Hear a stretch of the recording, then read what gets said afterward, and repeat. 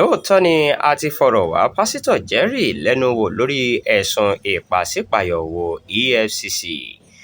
Àjọ tó ń gbógun ti ìwà ṣíṣe owó aráàlú báṣubàṣu Economic and Financial Crimes Commission EFCC sọ pé àwọn ti fìgbà kan rí fi ṣèwádìí olùdásílẹ̀ ìjọ Streams of Joy International pásítọ̀ Jerry Eze níbi ètò kan tí pásítọ̀ náà gbé kalẹ̀ láti ṣèrànwọ́ owó fún àwọn olókoòwò.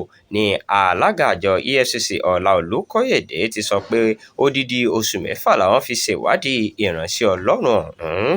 Ó ní àwọn kan ti kọ́kọ́ kọ ìwé ẹ̀sùn nípa pásítọ̀ náà, ṣùgbọ́n nígbà tí àwọn náà tọpinpin rẹ̀ làwọn rí i pé owó ńláńlá ló ń wọnú àkáǹtì rẹ̀. Ìdí nìyẹn táwọn fi bẹ̀rẹ̀ ìwádìí láti mọ bó ṣe jẹ́.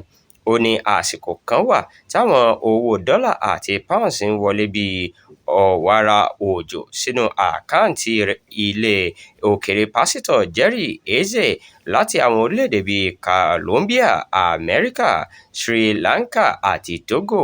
Olùkóyèdè sọ síwájú pé báyìí làwọn bẹ̀rẹ̀ ìwádìí láti mọ̀ nípa pásítọ̀ náà àti ìjọ rẹ̀. Ó ní nígbà tí àwọn fi máa ránṣẹ́ pé ìwádìí àwọn ti fìdí rẹ̀ múlẹ̀ pé kò sí mọ̀gòmọ́gó kankan lọ́wọ́ rẹ̀.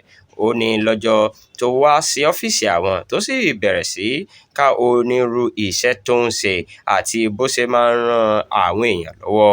Òun sọ fún un pé òun kò ránṣẹ́ sí i láti ṣàròyé ṣeun lòun fẹ́ gbóṣùbà fún un. Ó fi kún ọ̀rọ̀ rẹ̀ pé àjọ náà yóò tẹ̀síwájú láti tójúbọ àwọn ibi tí ìpàṣípààyọ̀ owó bá wà. Bẹ́ẹ̀ ni àwọn kò ní fààyè gba ẹnikẹ́ni láti lo ilé ìjọsìn gẹ́gẹ́ bí ibùba ìwà ọ̀daràn.